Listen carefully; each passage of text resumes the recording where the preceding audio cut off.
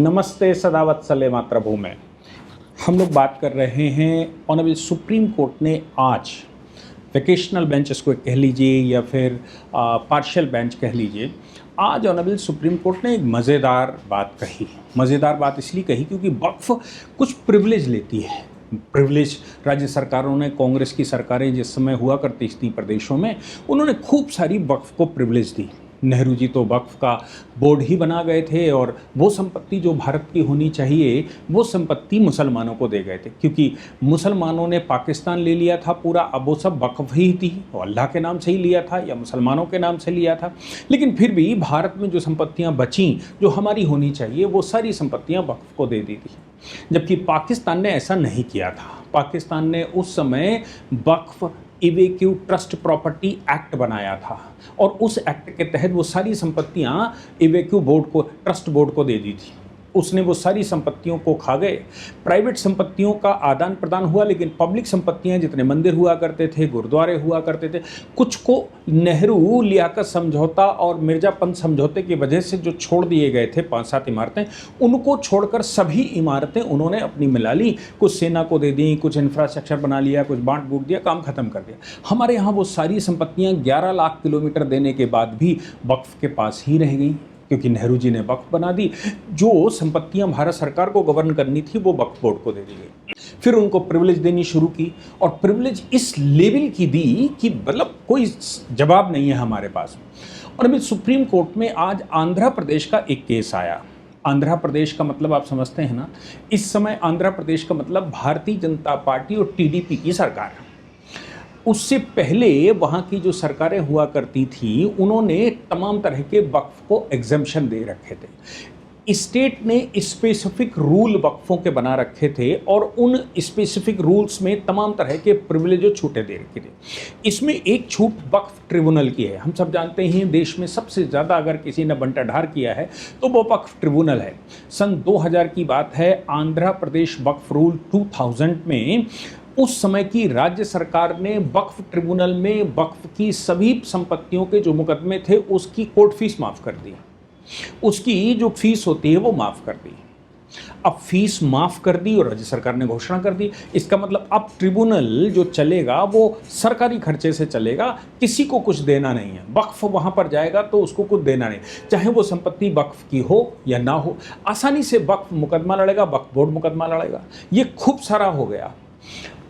सरकारें बदली तो उन्होंने टैक्स लगाने शुरू कर दिए। कहा कि नहीं इस पर तो आपको वो देना है। मामला ट्रिब्यूनल में गया। ट्रिब्यूनल ने कहा कि नहीं भाई, हमारे रूल्स जो बने 2000 में रूल बने हैं, 1995 के एक्ट के अनुरूप के को जो अमेंड करने की पावर राज्य सरकार को थी, राज्य सरकार ने उस पर माफ़ कर दिया। मामला ऑनरेबल हाई कोर्ट में गया तो हाई कोर्ट ने ये कहा कि भाई आप कुछ भी कर लीजिए, पेरेंट वक्फ एक्ट 1995 को ओवरराइड कैसे कर सकते हैं?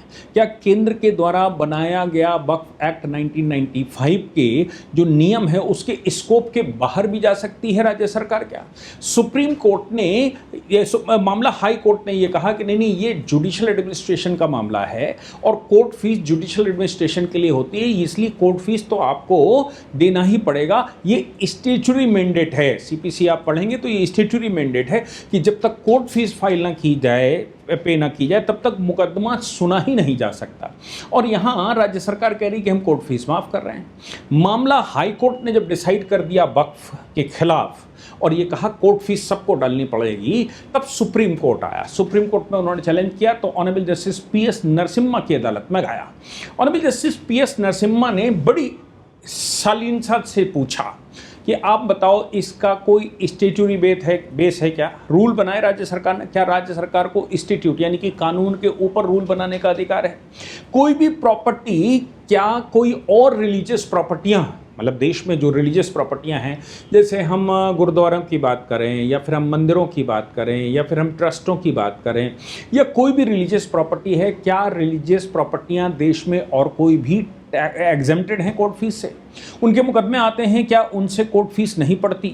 इस बात की जांच करनी होगी। आपको बताना होगा कि इंस्टीट्यूट को ओवरराइड करते हुए राज्य सरकार कैसे कर सकती है। और सुप्रीम कोर्ट ने पूछा, क्या भारत में इक्वलिटी बिफोर लॉ नहीं है धार्मिक संस्थानों के लिए?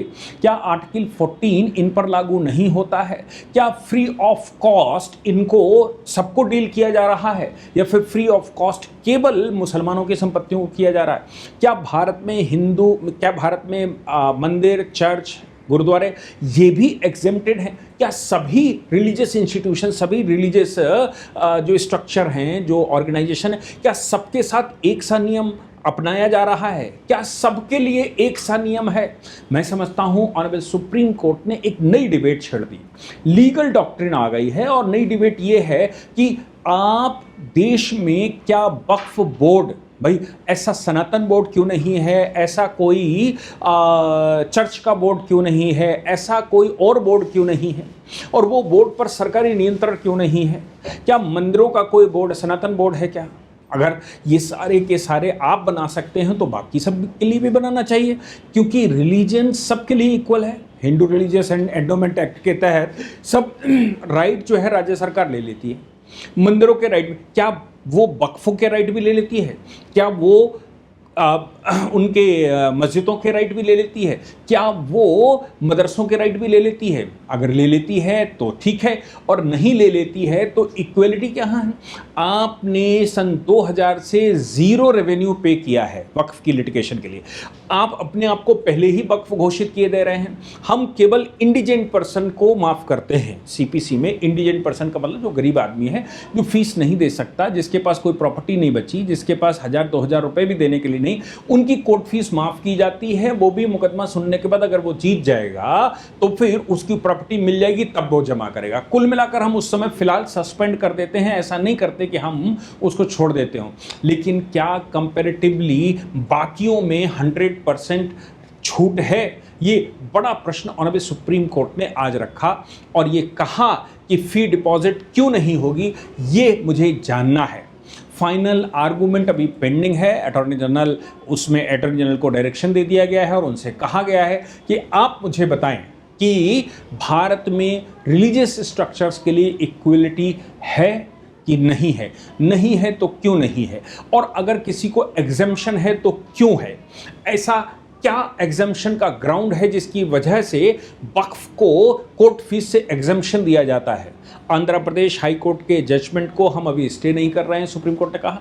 सुप्रीम कोर्ट ने कहा हम केवल एनालाइज करेंगे, लेकिन सरकार को सामने आने दीजिए, और फिर इस पर बाकायदा व्यापक बहस करने के बाद ही इसका फैसला होगा कि वाकई में ये एग्जेम्पशन देने लायक है कि नहीं है।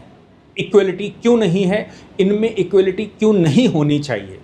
मैं समझता हूं ये आर्गूमेंट जो ऑनरेबल सुप्रीम कोर्ट ने खोला है, अब ये सभी धार्मिक संस्थाओं को लेकर केवल ये कोर्ट फीस का मामला नहीं। अगर कोर्ट ये कह देता है कोर्ट फीस सबसे पड़ेगी या किसी से नहीं पड़ेगी, तो फिर इनके मैनेजमेंट को लेकर, हिंदू रिलीजियस एंडोमेंट एक्ट को लेकर, इनके ऑक्यूपेशन कब्जे को लेकर, इनके एडमिनिस्ट्रेटिव पोजीशन को लेकर, इनके नॉन सेकुलर जो सेकुलर मैनेजमेंट को लेकर, सबके साथ इक्वलिटी होनी चाहिए।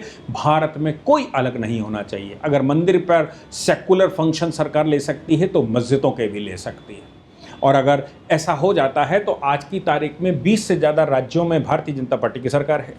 आप समझ सकते हैं मेरा इशारा किस तरफ है, और ये बात खुलेगी तो कहाँ तक जाएगी। अभी 9 जजेस की बेंच ने फैसला सुरक्षित रखा है। मुझे लगता है वेकेशनल बेंच के बाद वो अपना फैसला सुनाएंगे।